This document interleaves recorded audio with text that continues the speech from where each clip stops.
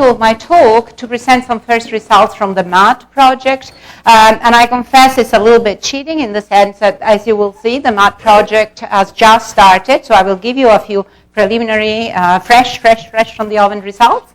But actually what I want to do in this talk is to put really the star-forming disks under the spotlight and to make the point that understanding how disks grow their stellar mass at any radius, at any time, in any environment is really at the core of understanding the evolution and growth of the entire galaxy population. So what I will do is actually to present a few results new since last year, and then present you MUD and what MUD wants to achieve. So the start of the story is indeed the star-forming main sequence across cosmic time. That speaks for a correlation between the star formation rate and the mass, almost 1-to-1. And in particular, also to put it together with the fact of how the star-forming population grows with time. These are the mass functions from the Hilbert paper that you see here, starting redshift 4 and accumulating. And pointing out that at least up to where one has been able to study the structure of these star-forming galaxies, it seems that the bulk of the population is made by disks. Of one sort or another, more complex maybe than in terms of structure or different than what we see locally, but certainly disks. One striking thing of these mass functions that we must keep in mind, it has already been highlighted in this workshop before, is that if you look at the M star of the mass functions through cosmic time, this is unbelievably constant since redshift 4 in the very least. And I think it's even more striking that the same M star is true for the quenched galaxies. So M star is a pretty much boring number in this universe as galaxies grow, and these might be telling us something. And so this is my ansatz. What they may be telling us is that actually we populate this M star bin of the quenched spheroids coming straight down from the star-forming main sequence without doing much more than this, quenching them somehow, and we will, of course, we will be discussing this more how. So this is a little bit the question I want to raise. Do M star quenched spheroid just fall down straight for quenching from this sequence to here, based in the very least on these and many other indications that these actually may be a sensible ansatz. So before I continue, I want to show one slide that I showed last year, but I do want to remind everybody that when we come to the redshift 0 spheroidal population, the M star, the 10 to the 11-ish mass value is actually a pretty dramatic watershed, because if you go above the M star, when you start looking at very gigantic, above 10 to the 11 solar masses spheroids, you have objects that we can study in detail, and so we know that they are the slow rotators, they have the famous 100 parsecs cores in the centers, they have boxy isopods, they have flat gradients. By the way, they are the oldest in the universe. And so all this says that they have been seeing their last phases of growth in a dissipationless way. And indeed, I don't think there is any other way that we can make those objects, if not by some form of dry mergers, which, by the way, could be major mergers, or could be the famous minor accretions around the very dense cores, which are made very early on in the universe. As we come instead on this side of the watershed, we're seeing objects which are fast rotator, cuspy in the centers, disky isopods, steep metallicity gradients. These objects have had a very deceivative formation. And indeed, there is no way to make all these properties we see if not through gas-rich physics. So the disclaimer is that as I continue discussing, please don't think of the side of the mass bin. Think of this side, think of the M star bin, where I am sort of trying to see whether we can shoot down galaxies from the star-forming main sequence, to the quenched population of spheroids. Okay, so is there evidence for this? And I believe, yes, there is. And in particular, let me remind you again, I showed it to you last year, that if we look at M star, there is no doubt that as time evolves, where you're adding the new quenched spheroids with cosmic time, this is a ratio of number densities between redshift 0.2 and redshift 1, is at the large sizes. So we are accreting, as time goes on, larger and larger quenched spheroids. And of course, this could be a conveyor belt in which you keep making attempt star compact objects and you accrete stuff around them. But if you look at the ages, stellar ages of these objects, here Portman approach in a rest frame U minus V color as redshift goes from here to lower redshift, and you compare the ages of the large population and of the small population at each in each bin of redshift, the larger objects are always younger than the more compact objects at the same mass at the same redshift, and also because they are bluer than the compact objects. And so actually this also supports that at any epoch, if this idea is correct, you get the larger spheroids because you quench larger disks, which is completely consistent with this aging of the compact or of the spheroids at M stars. Yesterday you heard Mauro showing that indeed the compact objects up to redshift 1.3 or whatever are younger at the same mass than their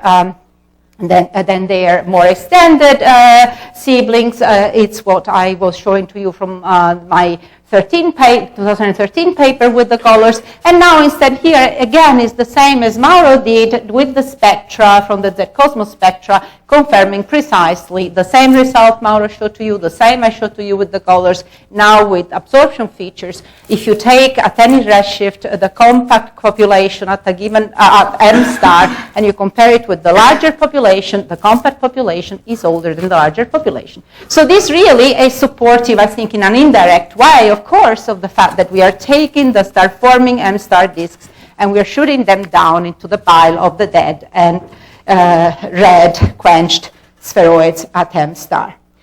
Is this the only evidence we know? Very quickly, no. There is actually much more direct evidence. With my students, Sandro Tacchella in Zurich, what we did was to use data from the SINF project that Reinhard has been talking about yesterday.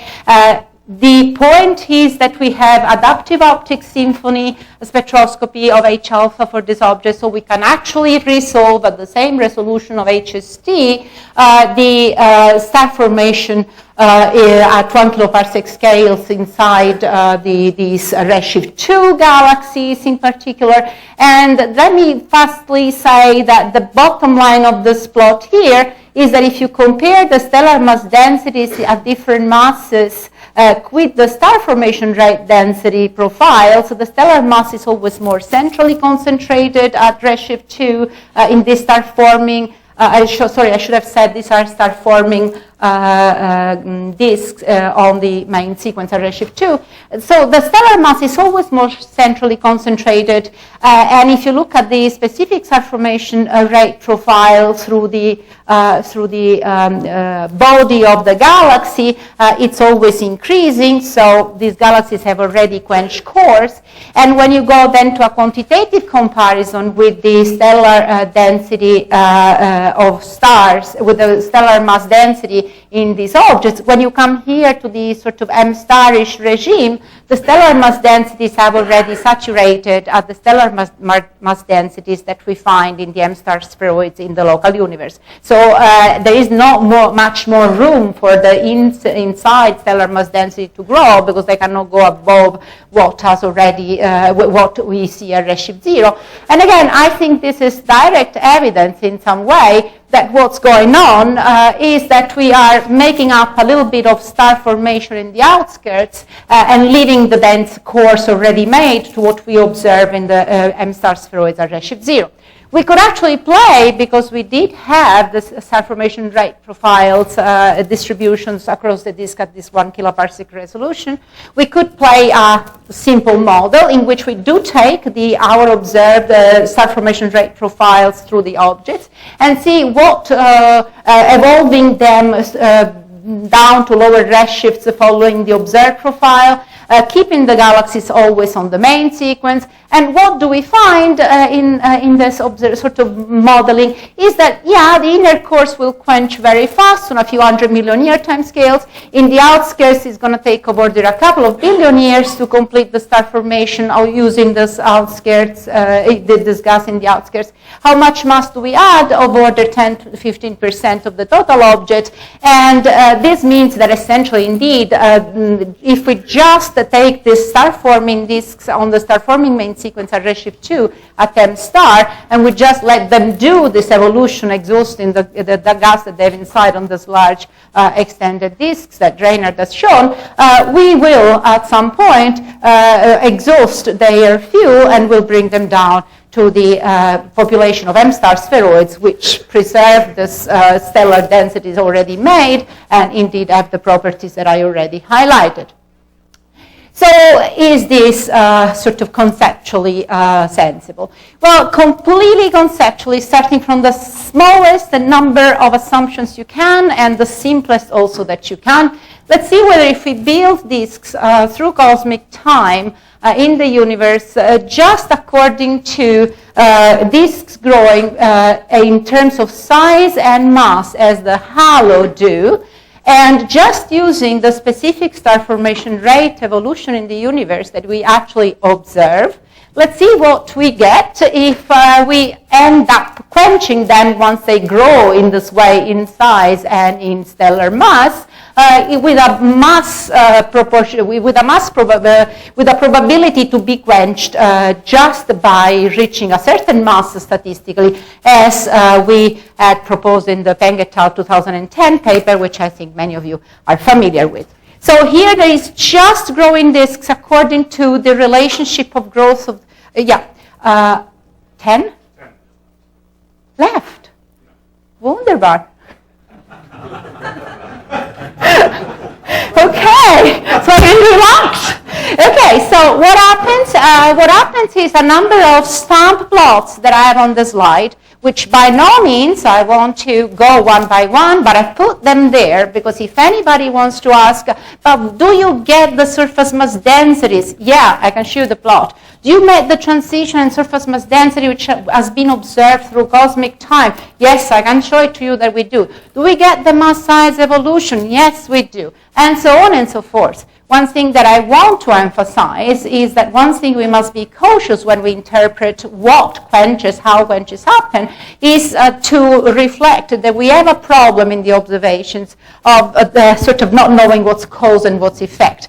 I'm not saying that this is how the universe evolves, but I'm saying that this is how, very simply, disks very likely grow. And if they grow like this, for example, you end up quenching with an algorithm which is only proportional to total stellar mass, has nothing to do with the surface mass density, and yet you do get precisely the surface mass density evolution that we observe. So in this case, the galaxies don't quench because they have a certain surface mass density. They quench, and they happen to have that surface mass density. So surface mass density becomes an effect and not a cause of the quenching. So, of course, we don't get from simple approach models like the one I have explained in three very simple equations what's going on and what's the physics that we are observing. And for this, indeed, we must go to the simulations. And what I'm showing here is the distance from the main sequence as time as a function of mass. And I will show you a little plot that shows us from the simulations what goes on inside the main sequence. The simulations are Daniel's simulations, and this is work that Sandro Tacchella has done in particular together with Avishai. And Avishai has given you a long and detailed version of what we see. I give you just the cartoon because in the context of what I'm telling you, what I want to emphasize is that indeed, as we try to understand the physics of how the disks grow on the main sequence, we do see inside the computer these oscillations that pass through phases of compaction when the gas drags everything in the core and more extension that mean these oscillations around up and down the edges of the observed main sequence. And indeed, I want to reemphasize what Avishai nicely described for us today, this quenching attempts as the galaxy gets here. And then because the conditions of the timescales between replenishment and depletion are just not right, because the masses of the halos in which these objects find themselves are not yet good enough to sustain this virial shock, the objects can't quench, and only when this condition is reached, the object goes down. One thing that I think Avishai hasn't emphasized this morning, which I personally, I love to discuss more with you, Avishai, in first place, and with everybody else, is that I understand from Sandra and Avishai that these oscillations that we see up and down the main sequence actually happen on a fraction of the age of the universe at any time. So this very naturally tells us that if the galaxy finds itself on the star-forming main sequence at redshift 4, it's going to do these oscillations on something like a few 100 million years. If, of course, the galaxy finds itself on the main sequence today, it's oscillating with up to 8 billion year time scales. And just this natural fact that the universe ages like the rest of us just explains a lot of what we are actually seeing in terms of the spheroidal population today. So, it seems to me that we can understand a lot of the galaxy population if we just understand the disks. And then this is the time when I switch and say, but do we understand the disks, despite the fact that I spent 2 slides and several minutes trying to tell you that both from a very simple analytical perspective and from the simulation perspective, we're getting to the point of starting really scratching what the universe is doing. And from now on, I actually want to go back to the other side. I want to go to the side that reductionism is wonderful, but we may be missing a lot of important facts if we reduction too much and we don't remember the complexity that actually galaxies are showing to us. And I want to go back to early work that I myself and many other people, of course, were doing in the late 90s when we were looking at these galaxies with HST and being totally bewildered by the complexity of structure that these objects show. And this complexity at redshift 0 may teach us a lot about redshift 0 universe, but also may be a way to keep understanding how the universe evolves early on and makes the galaxy population that we are inheriting today. Let me just remind you keywords that they are absolutely perfectly exponential disks in which you go with HST down to 5 parsecs and you just find a simple exponential. Then you go to another object, and these are only 30%, by the way, because any other disk, for example, even if you don't see a distinct component, when you look at it, it's actually over dense relative to an exponential. And this even without bothering with objects which seem to have a distinct component. We have been calling them bulges, pseudo-bulges, without the fact that we have been seeing nuclear star clusters which overlap in mass with the actually bulges, but they are much more dense and compact than the bulges that we see. And again, all this is just the surface of the mass, because then all this coexists with what we call the classical bulges. All populations can be young, can be old. They are the nuclear star clusters in the very center of the disks, where actually of the exponential disk, where you don't know how they got there, because how can you know where the center is if there is no indication that there is a sort of structure in the potential? And instead, you have a wonderfully sort of steep potential, at least judging from the stellar density, and yet the star cluster decides not to be in the center. I know I'm going into folklore, but the point I want to make is there is a lot of important information that we would like to understand a little bit better. And this structure, this information that we know is there and we're underusing, actually may be hiding answers to what I think are extremely important questions. Is this formation different at redshift 4 than at redshift 0? So are, for example, these different densities in the disks are relic of the fact that some are made earlier and some are made later? And so on. Mark has already shown his hand with less than 5 too at this point. So obviously, I don't need to tell you which important questions we have opened. The point is that there are these important questions.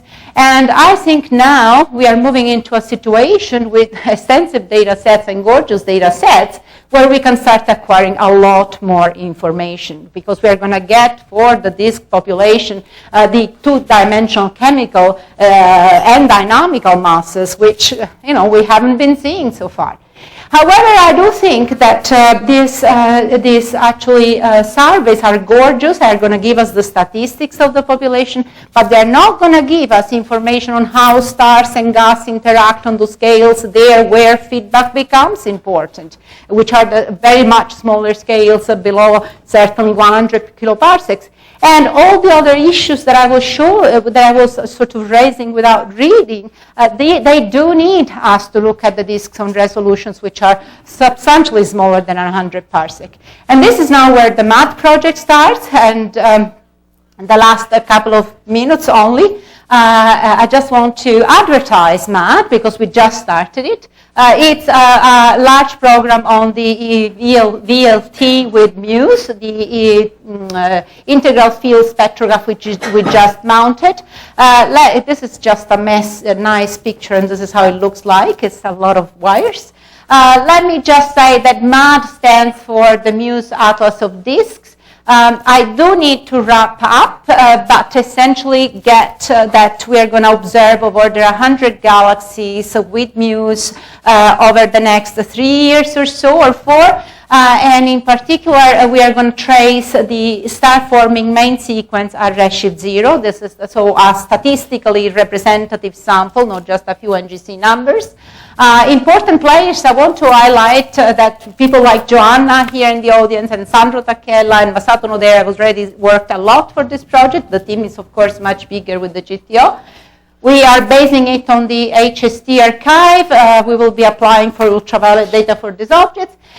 And I can tell you much more if you want. Let me just say that the program started acquiring data in April. So what you're seeing, those beautiful maps, for example, for the gas component for just one galaxy to show you the magnificence of the MUSE data, is just what we have been doing on the 10 galaxies we already observed since April. And by the end of this year, we should have a sample of order 25 or so. Same things we do, of course, with the cellular components. Again, I love to, for whoever has tried, I did try to do absorption wines in star-forming galaxies with Sauron and with other things, and I gave up. The MUSE data are simply unbelievably beautiful. My last slide is the famous results, and Mark is killing me. I promise So, for example, this is how you see the emission line ratios. So what do they mean when we do the averages, not only over entire galaxies, but over kiloparsec patches? Metal-rich gas present at all radii, and the metallicity gradient being due only to high star formation. It could be worse. I've seen Mike Norman give bear hugs. High star formation rate regions. Specific star formation rate density, a second parameter in the stellar mass metallicity relation. So a local version of what we see integrated over the galaxies. And here is my summary. And the most important thing is that because I think galaxy formation up to M star is nothing else than disk formation, we will be working at redshift 0 together with the rest of you will be working on it too, and not I redshift, and I think the future is fun. Thank you. One question. A good one. One nice question from someone, anyone. Oh. Everyone's overwhelmed. All right. Okay. Yes, Joanna, please set up. She could give Avishai lessons. So one quick question then. You listed all of these concerns you have with disk formation, but and they're all trouble. But which one is sort of, in your opinion, the one that's most troubling? Well, then the summary. We heard from simulations yesterday, people saying that they were realistic, and then I learned that realistic doesn't mean right. And we are missing the constraints of what stars with feedback is, and until we look on scales where this makes sense, and we give constraints that people can go and use, we will have this discussion. So we hope to contribute to clarifying, for example, this discussion. Okay.